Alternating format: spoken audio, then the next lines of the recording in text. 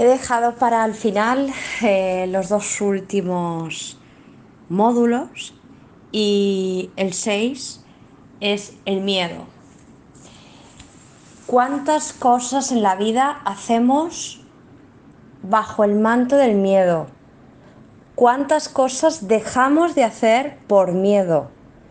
¿Cuántas cosas condicionamos en la vida por miedo?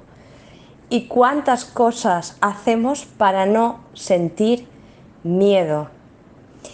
El miedo para mí es lo opuesto a el amor. Es decir, todas las emociones, toda la escala de emociones que pueden llegar a existir se dividen en los extremos del amor y del miedo. Se dice que si tú puedes poner una especie de pues bueno, sabemos que todas las partículas físicas del mundo, todo cuanto vemos y podemos tocar ¿no? en 3D, en la tercera dimensión, es porque está vibrando en sólido, ¿no? Y eso significa que todo, el principio de la física es todo, tiene una vibración. ¿Qué sucede? Cuanto más sólido, cuanto más denso, ¿vale? Pertenece a las escalas cercanas al miedo, porque son más pesadas, son de más baja vibración. Y lo más sutil, ¿vale?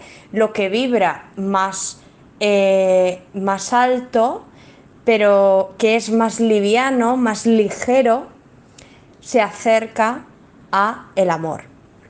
Bien.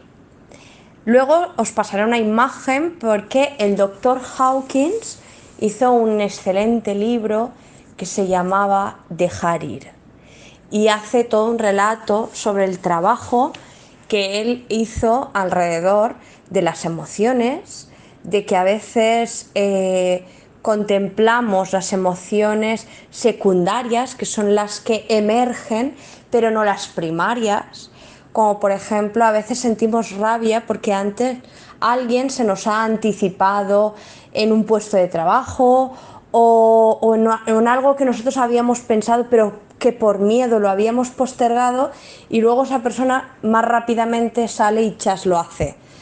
Y emerge la rabia, la impotencia, pero eso es la emoción secundaria, porque la emoción primaria, que es la que no vemos, es la que no hemos sido capaces de hacer por miedo, y es a trabajarnos, por ejemplo, el hecho de estar expuestos, de valorarnos, de confiar en nosotros para iniciar proyectos, ¿no? Entonces no hay que trabajar solo la emoción secundaria, que es la que emerge, sino la primaria, que es la que no puedes ver y es la resistencia que te ha impedido llegar. En el miedo hay muchas cosas a tratar. Por ejemplo, hago esto porque creo que voy a contentar a alguien. O no hago esto para que no hablen de mí. O qué van a pensar los demás si yo hago esto. ¿Qué se espera de mí? Es el resumen de ese apartado. Claro, el qué se espera de nosotros en el mundo tiene un peso tan grande, pero la verdadera pregunta es nunca fallarte a ti. ¿Qué esperas tú de ti mismo? ¿Qué por miedo no te atreves a hacer?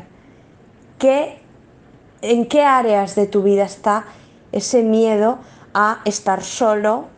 El miedo a que no te validen, el miedo a que te aparten, el miedo a la muerte, que el miedo a la muerte no es miedo a morir. Nadie puede tener miedo a la muerte porque nadie ha muerto en esta vida. Entonces tú no puedes tenerle miedo a algo que no sabes lo que es. Puedes tenerle miedo a lo desconocido, pero no miedo a morir. Por tanto, ¿a qué tienes miedo? A la vida. Tienes miedo a vivir, porque vivir sí que es un reto constante. Entonces, todas las emociones de la vida las tenemos que experimentar o bien desde la polaridad del amor o desde la polaridad del miedo. ¿Qué sucede? Muchas veces no nos damos cuenta de que el miedo nos tiene en una zona segura. Y el miedo creemos que es algo malo y no. El miedo es el aliado de la supervivencia, por dos razones.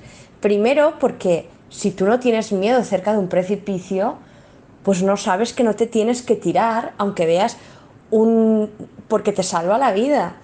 O no cruzar una carretera cuando viene un coche. Pero ¿qué sucede? Que a veces no nos damos cuenta de que ese miedo a la supervivencia lo trasladamos a otras áreas. El miedo también es el motor de la conciencia. Cuando alguien tiene miedo a todos sus pensamientos, a todas sus creencias, a no poder dormir por las noches porque tiene miedo de todos aquellos escenarios que se imagina en su mente, que le generan ansiedad y verdaderamente no sucederán jamás o en el 90% de los casos. Y eso hace que una persona diga, no, yo no quiero seguir sintiendo miedo. Y entonces trabaja para no sentirlo. Por tanto, es un motor, no es un enemigo. Pero el miedo se le ha dado una connotación muy negativa. Ahora, vivir en el miedo es una trampa de la vida. Porque el miedo paraliza, el miedo bloquea. El miedo hace que te quedes en tu zona de confort, pero hasta un extremo en el que, como hemos dicho en otros audios, en esa zona de confort y de seguridad no pasa nada. Estás ahí, pero no pasa nada de nada. Estás yendo a un trabajo que, como tienes miedo a no encontrar otro, sigues ahí. O a lo mejor en una relación de pareja que, como tienes miedo al futuro, a lo que pase, a no encontrar a nadie que te quiera, sigues ahí. Y en esta vida verdaderamente a lo que tienes miedo es a no ser. Si yo no estoy aquí, no seré en la vida del otro. No seré, si yo no sigo llamando a mi madre todos los días, no seré la hija que ella espera. Si yo no voy a esa cena que no me apetece, no seré en ese grupo de amigos. Y eso no es verdad. Tú serás. Pero a la única persona en esta vida que verdaderamente no debes fallarle jamás es a ti. Porque cuando tú eres y decides y dices, mira, podría ir a esta cena, seguramente no me lo pasaría mal, pero hoy no me apetece, ¿por qué tengo que ir? Entonces estoy en mí y me quedo en paz. ¿Cuántas veces, o por ejemplo en este tiempo de pandemia, las restricciones han hecho que a veces no te puedas juntar con algunos familiares de tu pareja, de tal, que no son especialmente aquello que tú desearías tener en tu vida y que gracias a esas restricciones pues te has salvado de no tener que ir. Y eso es así. ¿Cuántas veces incubamos emociones dentro de nosotros por miedo a una conversación? Por miedo a que el otro explote, estalle. Y no nos damos cuenta de que estás estallando hacia ti mismo. Estamos esperando a que tomemos un veneno con todo ese miedo, pero esperemos que afuera cambien las cosas. No, empeoran, pero empeoran hacia ti. Y ese es el problema del miedo. Las personas que son verdaderamente valientes tienen miedo, pero siguen adelante y quieren conseguir aquello que desean y quieren salir de esa ansiedad. Porque ¿qué es lo que hace la ansiedad? Miedo al futuro, a lo que puede llegar a pasar, a todas las cosas que a lo mejor tú estás en tu casa y de repente te ha venido un pensamiento y ese pensamiento te ha llevado al otro y ese otro a otro y tu cortisol ha empezado a aumentar. Y claro, la hormona del cortisol genera un proceso antiinflamatorio inicialmente, pero luego hace un proceso al contrario. Cuando yo tengo momentos de estrés sostenido, lo que está haciendo es acabar conmigo. Por eso muchísimas enfermedades autoinmunes empiezan con que el cortisol empieza a dispararse. Por eso aplican corticoides a veces en casos donde ya no se puede poner otra cosa para desinflamar. Entonces, Cuando yo vivo catapultado hacia el futuro, yo no sé que yo eso no lo estoy viviendo. Eso es como un cine. Voy a ver una película de miedo y sé que es una película lo que hay en la pantalla. Pero el miedo que tú experimentas es real. Tu mente no sabe si lo que tú estás proporcionándole al cerebro, esas imágenes tan tremendas, son reales o no. Por tanto, empieza a, a llevar, a destilar, a segregar cortisol, adrenalina, todo. ¿Por qué? Porque como yo no sé si esto es real o no, yo tengo que dar al cuerpo una respuesta de emergencia. Y yo lo estoy viviendo como real. Por lo tanto, es un día, otro día, porque yo no estoy aquí y ahora, estoy en el futuro. En un futuro incierto, porque verdaderamente todo lo que estoy imaginando seguramente no va a pasar en la vida. Y en esta vida la decisión de quedarte en el futuro o estar aquí es nuestra. Y claro, ¿qué sucede? Me acostumbro a esa inercia, entonces dejo de experimentar placer, porque he sustituido la dopamina por la adrenalina o por el cortisol. Y dejo de experimentar una salud física estable. Empieza a caerme el pelo, dolores en el estómago, articular, tensión en el cuello. Claro, yo empiezo a destilar una respuesta eh, de adrenalina, de escape, evitación, porque claro, cuando yo tengo que salir corriendo de un sitio, yo no necesito, por ejemplo, que mi piel esté brillante o mi aparato reproductor. ¿Qué necesito? Que mis piernas salgan corriendo, que mis brazos se activen, que mi cuerpo, y yo siempre en tensión, con la mandíbula apretada, hipervigilante, visión en túnel. Eso es una droga. Los pensamientos es esos pensamientos circulares son una auténtica droga, pero es una droga de las peores. Somos adictos al pensamiento o a las emociones. Por lo tanto, claro, ¿qué polaridades contiene el miedo? Emociones como la ansiedad,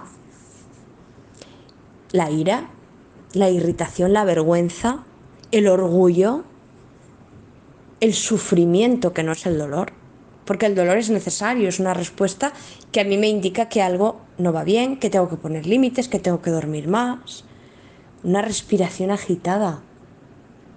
Por tanto, es importante que nos planteemos qué partes de mí están experimentando el miedo, porque el miedo tiene muchos poliedros, muchas caras de un poliedro. Si yo imagino pues un isocaedro o imagino, ¿no? Tiene muchas caras, muchas aristas. Yo puedo tener miedo a la autoridad, yo puedo tener miedo a lo desconocido, miedo al futuro, miedo a la soledad, miedo a no ser capaz, a no valgo. Y cada miedo me va a hacer experimentar que mi respuesta ante la vida también sea otra y que también me dé cuenta de que soy muy valiente en muchas áreas, pero muy cobarde en otras, ¿no? A veces la prudencia está bien, pero columpiarse en la prudencia también es miedo. El procrastinar, el dejar las cosas para mañana, para después, para la semana que viene, todo eso es miedo. Y ese tipo de cosas nos pasa una factura porque cuando uno se ve en el miedo, llega un día en el que se plantea que ha dejado de hacer cosas y lo justifica a... Es que claro, con los hijos es imposible. Es que claro, en ese momento yo tenía demasiada prisa por sacarme la carrera y no miraba esto. O en ese momento creí que tal, y me digo un montón de cosas para justificarme, me autoengaño para no ver que verdaderamente lo que está pasando es otra cosa. En la honestidad del miedo hay que mirarlo de forma real. Pues mira, verdaderamente en este trabajo aquí no soy feliz, pero como tengo miedo de que me quede sin trabajo y eso me va a comportar no pagar una hipoteca y eso me va a comportar tal. Claro, todo ese tipo de miedos te van dejando, al final dices, mira, me quedo donde estoy. Y el cerebro calla, claro, porque él ya ha hecho su trabajo. Nos ha dicho, como no sabemos si esto va a ser bueno o no, vamos a decirle a esta persona que se esté quieta, no sea cosa que peligre su vida. Es tal el dolor que el cerebro tiene una respuesta ante el miedo. Si lo que voy ante, por ejemplo, un golpe fuerte, una noticia desagradable, ¿vale? Si el cerebro interpreta que yo voy a poder sostener eso, de repente se anestesia, se pone en modo nebulosa. Y yo es como, estoy experimentando eso, pero como fuera de mí. Esto no lo estoy viviendo yo, ¿no? Es como, se pone ahí como en una especie de sueño, ensoñación, nube.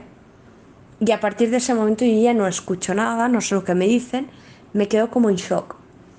Pero hay veces que como hay que proteger muy el cerebro y a lo mejor el impacto o tal, hay gente que se ha dado un golpe y se ha desmayado. Es decir, si el cerebro interpreta que eso va a ser muy doloroso, no lo vas a poder soportar, se desconecta. Y tú, de repente, te desmayas. Claro, en la vida diaria nosotros eso lo hacemos muy bien. Anestesiamos, nos contamos que no somos capaces y así vamos alargando, ¿no? Pero hay que intentarlo, hay que generar un plan de trabajo y intentar cumplirlo. Y si uno lo intenta y no lo ha conseguido, no pasa nada, se puede seguir intentando de otras maneras. Eso solo indica que en ese momento y en esa situación ese plan no ha funcionado, hay que generar otro. Pero hay que intentarlo tantas veces que sean necesarias para plantarle cara al miedo, para entender que todo lo que está en mi cabeza no tiene nada que ver con la realidad.